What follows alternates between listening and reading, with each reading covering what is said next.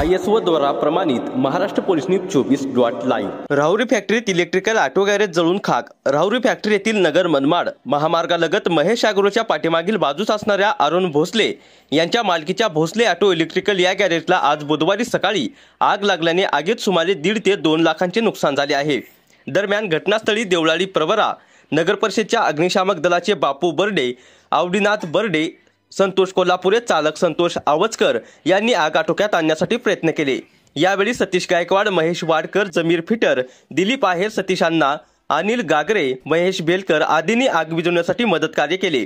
Maharashtra police news 24 साठी अहमदनगर प्रतिनिधी जालिंदर आलाटसह नानासाहेब उंडे। अशाच नवीन अपडेटसाठी आता सबस्क्राइब करा महाराष्ट्र पोलीस न्यूज 24 या न्यूज चॅनलला। व्हिडिओ आवडला असेल तर लाईक, शेअर आणि कमेंट करायला विसरू नका। धन्यवाद।